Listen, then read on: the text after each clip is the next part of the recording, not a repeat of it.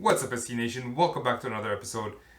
If you don't know me, my name is Ramzi Majraba, and I help aspiring SEs and SEs alike get jobs and be great at them. Talking about getting jobs, I was asked the question, what should I be doing to get to the interview? So I wanted to share with you 4 things you need to be doing to actually get an interview.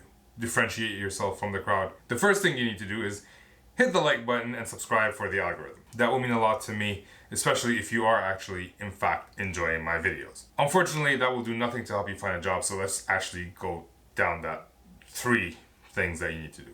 One is apply to as many jobs as possible. And I know I'm stating the obvious, everybody knows that they need to apply to as many jobs as possible. But in order to apply to jobs, we have to fix our resume. So I created a video all about how you can fix your resume, and I'll link it somewhere up here. And if I were to summarize it in 4 words, those 4 words would be focus on your value.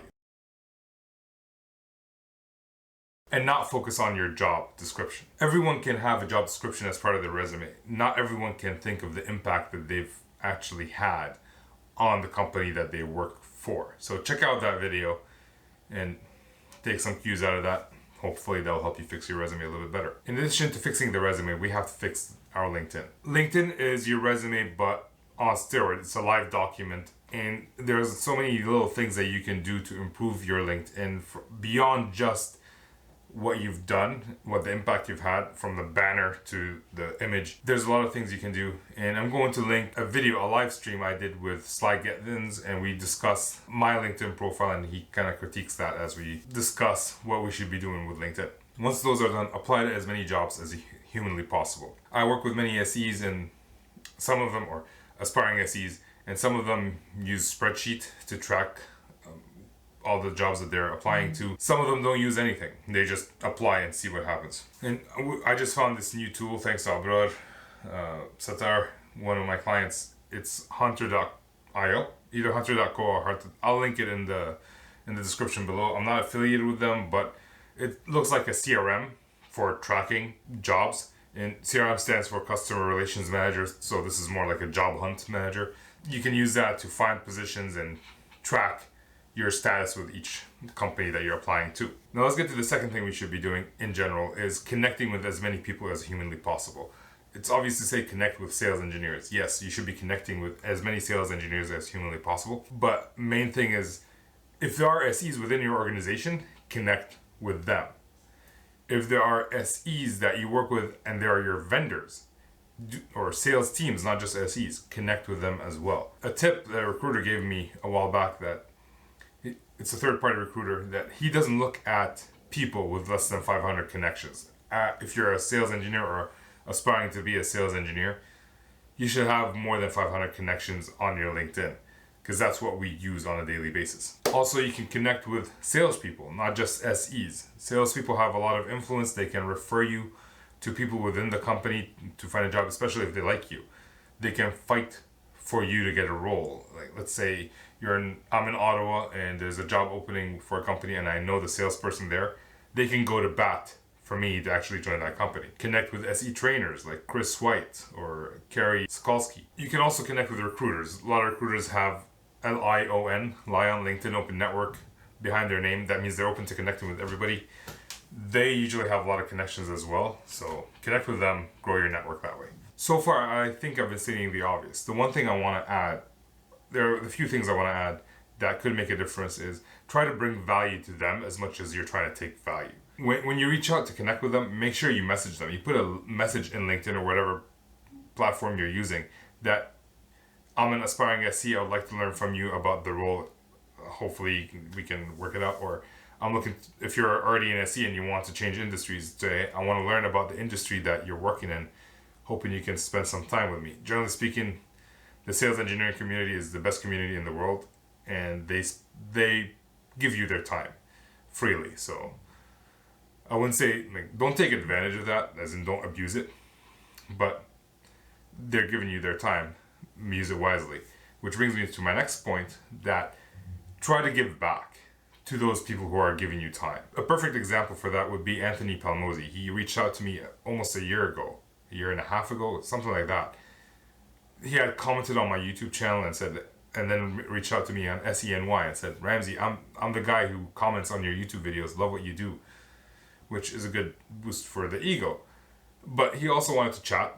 I said yes, and during that chat, it wasn't just about what I can do for him. He wanted to help me. He gave me tips on YouTube. He's been doing YouTube for a while, and he wanted to help me get my YouTube because he felt like it should be out there.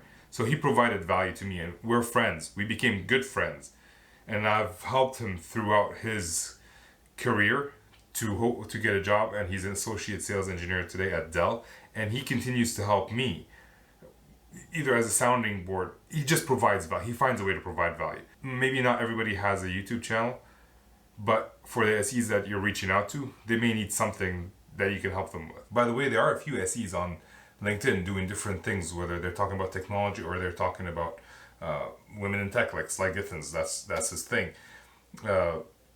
Trevor Spires, he talks about AWS mainly, so it's a lot more technical. So there are SEs on YouTube if you want to reach out and connect with them. Our SE Nation is picking up steam. So there's a lot of people posting their thoughts on LinkedIn specifically, or on Twitter.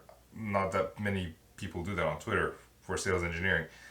So comment on their posts, share it, add your thoughts. All this is helping the poster get more visibility. You can help in that way. And speaking of SE Nation or SENY, join that group. If you don't know what SENY is, it's a community of sales engineers. They're based out of New York, but they have chapters in Boston and Toronto and Sydney. And it's a very tight-knit group that I enjoy being a part of as well. So join that and connect with SEs there. There's also the Pre-Sales Collective that you can join. So there are many groups that are coming out, and try to go to meetings in person if you can. SENY just did a meetup a few days ago, maybe a week ago or two, in person in Toronto and New York, and people were there connecting with other SEs. If you can't go in person, you can always join the LinkedIn Lives that Chris White does and Patrick Pasang does. There will be links to them in the description below. Attend one of those and ask your questions. Get visible. Get answers to your own questions. If you have questions, you can start being part of the SE community. And that leads me to talk about the third thing that people should be doing to get visibility and be seen, which is build your brand. If you don't want to call it build your brand, call it be active online. I don't care what you do, but as long as you start being active online, which in turn builds your brand. In my mind, there are 5 levels to personal branding, and it starts from the negative. You can start from level -1, which means you have negative presence online. If you have a Facebook with inappropriate content, if you will, that managers will go check out and see like, oh, this person's doing this or that, and could turn them off or on depending on what they like. Anything that will show you in an unprofessional light, even though Facebook is a personal thing, Twitter is a personal thing, LinkedIn is a business thing, people still check them. If they Google you, what are they going to find? Are they going to find positive things about you or negative things about you? And generally speaking, I started with a negative thing where I didn't have anything on LinkedIn except for one picture that didn't show me in the best light possible. So at a minimum, you should fix that. Then you have level 0 where you have pretty much 0 presence, and that's pretty much almost impossible at this point. Almost everybody has LinkedIn. My friend just opened his LinkedIn. We've known each other for 10 years, and he just started adding things to his LinkedIn because he thought maybe it's time I have a LinkedIn presence. For level 0, you pretty much have no comments, no activities on your LinkedIn page, and you have barely any connections.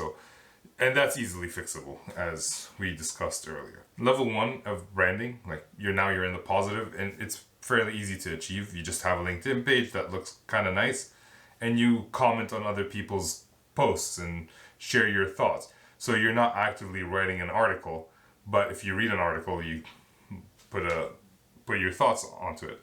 And you don't even need to read articles these days. A lot of people just have a post that's like a few sentences long that you can skim through quickly and add your thoughts, and as long as it's positive. And you can disagree with someone, you just can't call them a moron for disagreeing with them. Just, like the same way you would want to treat customers, or you'd want people to treat you if you were wrong.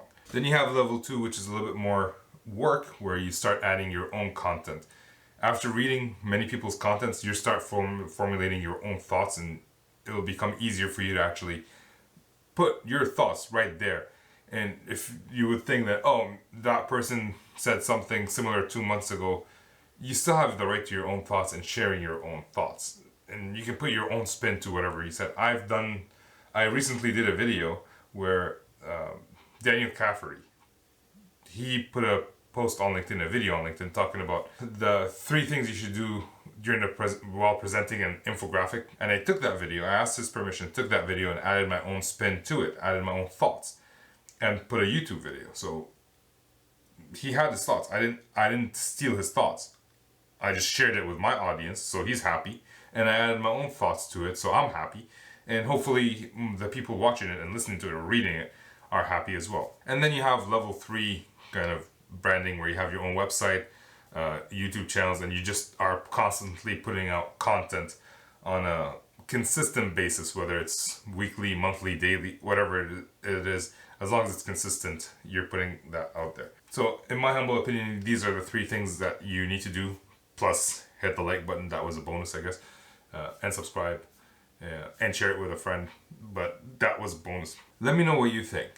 What do you do to stand out from the crowd while you're applying to a different job? The more good connections you have, it's not the number of connections in general, but the more contacts and connections beyond the connect from LinkedIn, the actual connection where you talk to a person and develop a relationship. The more of those that you have that are good quality, the easier it is for you to stand out from the crowd. As a summary, I guess I didn't need this entire video, but it's there for your viewing pleasure. And if you want to join the SE hotline, let me know.